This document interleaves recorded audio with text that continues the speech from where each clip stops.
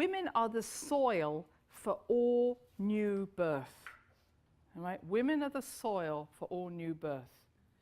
Your consciousness is the soil for all new birth. And we're not just talking about babies, and I'm going to come to that. Everything that is born on this earth comes through women. Your soil is made up, however, of your mother's beliefs and several generations back beliefs, and your cultural beliefs, your religious beliefs, and your own experiences, whether this life or many lives. Plus a little, sprinkling of soul consciousness, okay? So I'm saying you've got things that are from the past, and you've got things that are driving you in the future. But the majority of us are pretty heavy laden with stuff from the past. And the biggest part I'm going to I hope you'll take away with you today and over the weekend, is women need to clean their soil. And nobody told us to do that. And it doesn't matter if you're postmenopausal, still bleeding, women must clean their soil, and I'm going to be telling you how to do that. Because all we're doing is trying to plant new seeds into old soil and think we're going to get a different solution, an outcome. Stupid!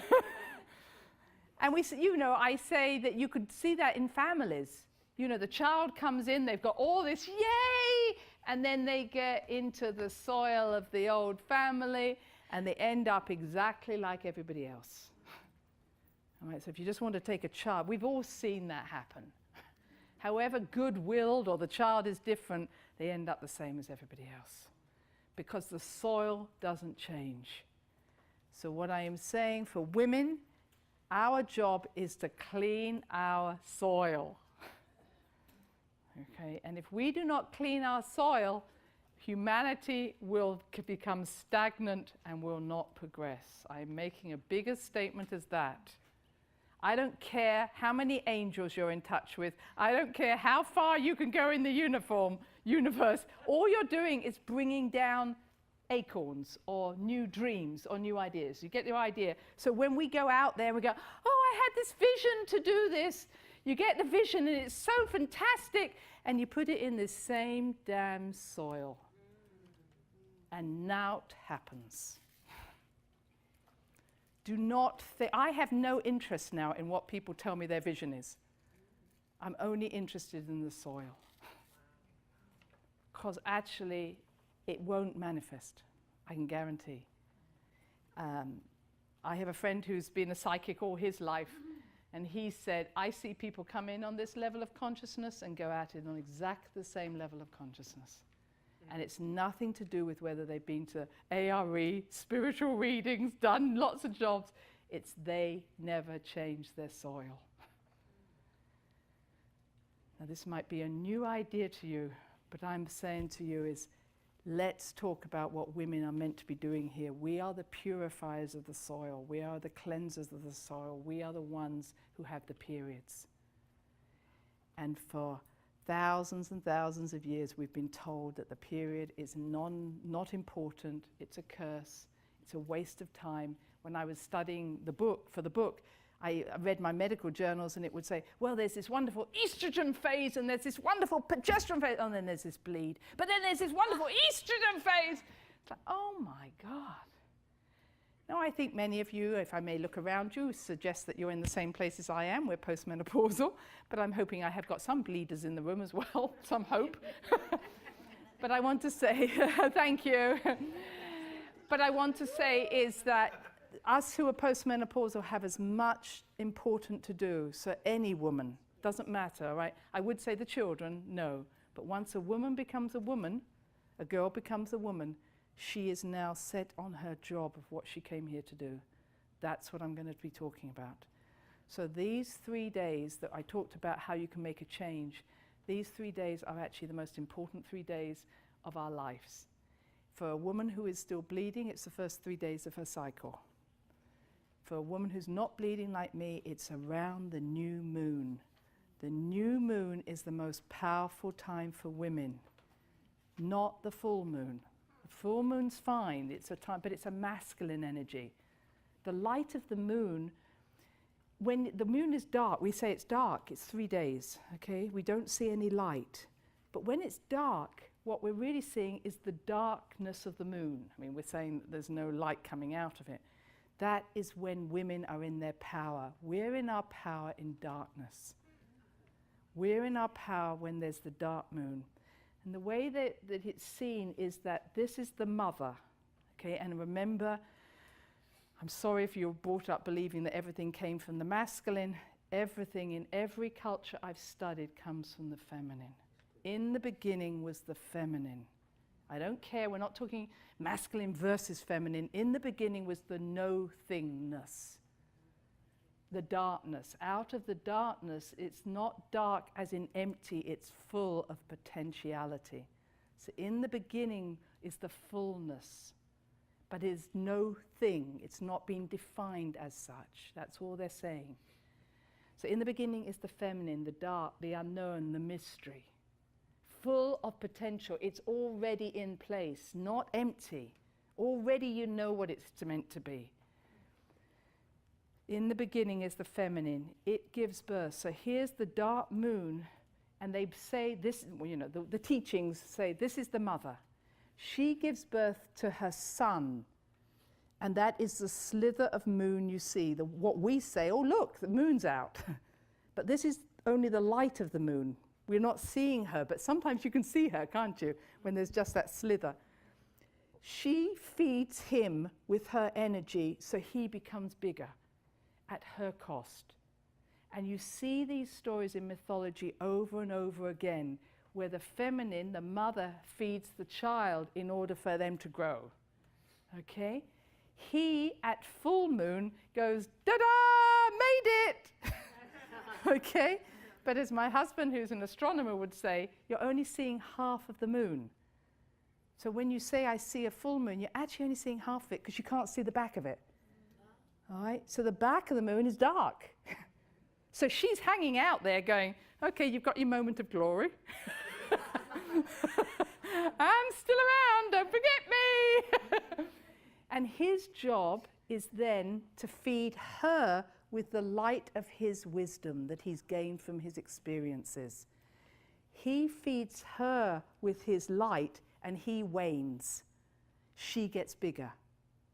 And the final piece, just before those 3 dark days, is that he gives his seed into her and dies. And she then takes the seed, takes it into the darkness, and 3 days later gives birth to a new moon. That is the story of Christ, Jesus Christ.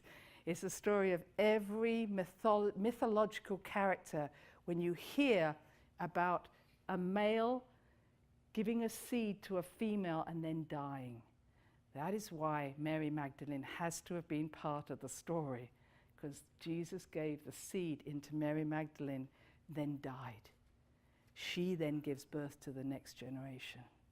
The Christian church taking out Mary Magdalene was like, okay, we're going to cut this cycle off. There is no culture in the world that I've studied that doesn't have a triple goddess. Okay? Every culture has a triple, including pre-Islam.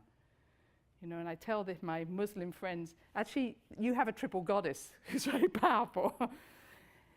Every culture has a triple goddess. You might know, we have, in a Greek mythology, we call it Kor, Demeter, and Persephone.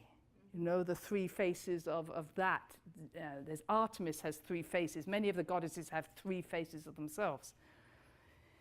So when the Christian church said, okay, these 3 faces are virgin, mother, crone. That's the 3 faces. There's always 3 as the magical number of female, okay? Virgin, mother, crone. So we have Virgin Mary, we have Mother Mary, but we don't have Crone Mary.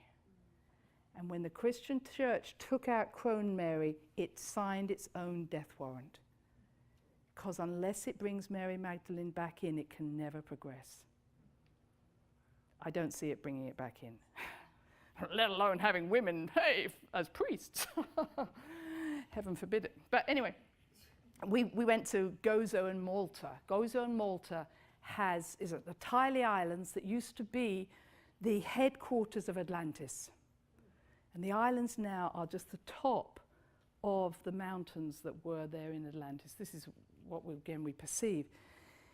And so here it is believed the queen bee would actually lay her eggs of consciousness into temples.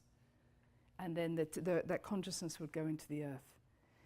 Well, of course, when the Christian church came in, they decided they'd do away with all this, pomp, all this craziness. Wherever you had very strong female energy in the world, you always find the most marked Christian sites. Ireland was the same. These tiny islands that you can cross in more than 40 minutes have 300 cathedrals on them.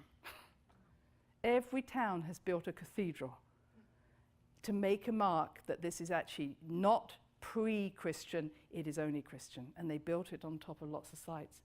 And when we were there, we said, well, could we go and look at some of the churches? And they said, oh, that's wonderful. We said, actually, we'd like to go and see some for Mary Magdalene. Out of 320 churches, they have 4 for Mary Magdalene. And our guide says, yes, you better go and pray for her because she's a very wanton and poor woman. It's like, no, I don't think so. Now, I don't know who I'm talking to out there, but we have to move beyond the fact that actually there has to be 3 of everything. And unless the crone is brought back into our environment, this 3 number, humanity will not move forward. Anything that lacks this flow will not move forward. And I could say again, taking the menses out, making the period a time that is irrelevant, is actually denying us our ability to grow as a civilization. We cannot. So I'm saying is, first and foremost, we need to put up that the period is the most important part of your whole life. And I'm sure your mother told you that. Now we have young women who are choosing to have patches and injections and anything to stop them having periods altogether. And they're going to doctors at 15 and being told, why would you be inconvenienced by this thing? You just go on this for the rest of your life. I'm in Japan, and young women are having their wombs taken out because it's much easier not to have a period at all. I'm making a statement. When women stop bleeding, civilization comes to an end. Okay? And I didn't have the easiest of periods, so I'm not coming from a place of, hey, they're so easy. I'm coming from a place of, I had 35 years of difficulty, but I'm saying to you is, I wish someone had told me at the beginning how important this was, because I would have been a very different person. So, all our beliefs are passed down to us through our mothers. And you might say, well,